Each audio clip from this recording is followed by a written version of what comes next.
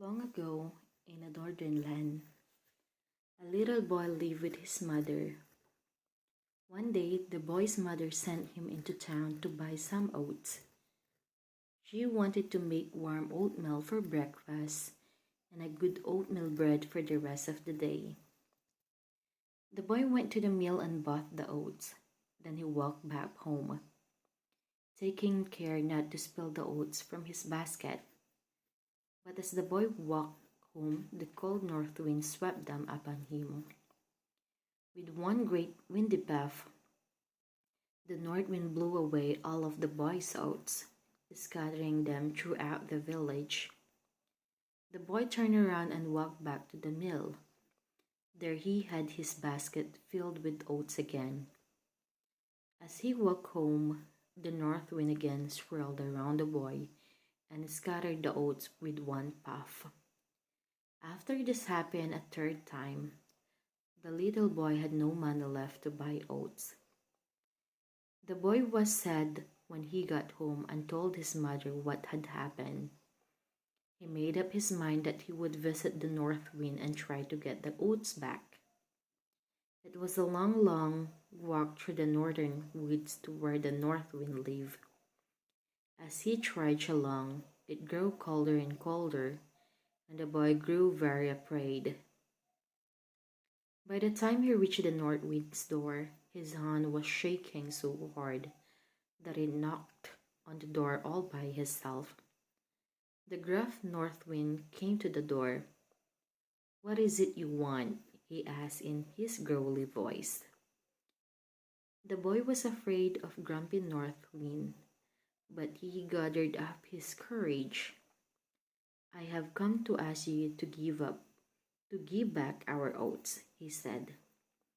"My mother and I do not have much to eat, and now our money is gone as well."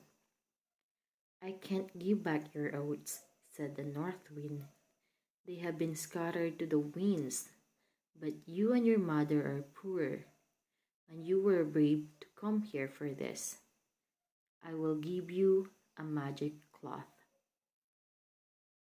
The north wind told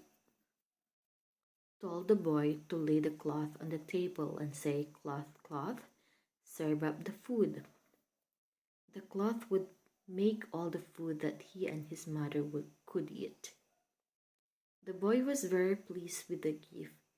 He thanked the north wind as he set off for home with the cloth. When it began to get dark, the boy decided to spend the night at an inn. He laid the cloth on the table in the dining room and said, "Cloth, cloth, serve up the food." The innkeeper was amazed to see all the delicious food appear. He wanted to keep the tablecloth for himself.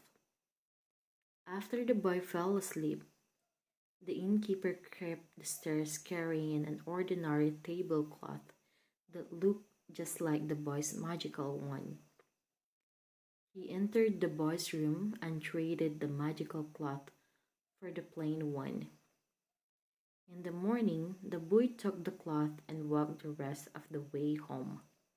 When he told his mother the north wind had given them a magic cloth, she said, "Seeing is believing. Show me what the cloth does." The boy proudly laid the cloth on their little kitchen table and said, "Cloth, cloth, serve up the food." Nothing happened. Not even a crust of bread appeared on the table, no matter how many times the boy said the magic words. He and his mother went hungry that day. The next morning, the boy made up his mind to go back to the north wind and tell him that the cloth didn't work. It was a long walk back to the home of the north wind. By the time that the boy knocked on the door, he was very tired and a little bit scared to complain about the magic cloth. The north wind opened the door and said, "Hello again. What do you want?" "I've come to tell you that you took our oatmeal and the cloth you gave us doesn't serve food."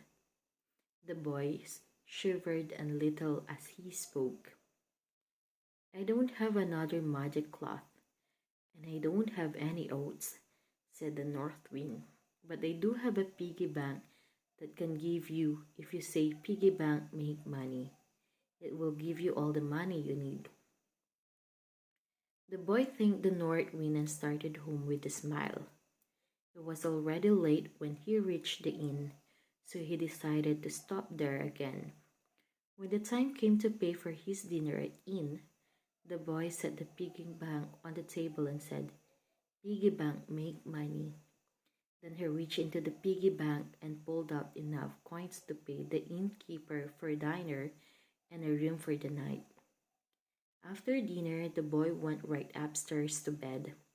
He was sound asleep when the innkeeper crept into the room with an ordinary piggy bank under his arm.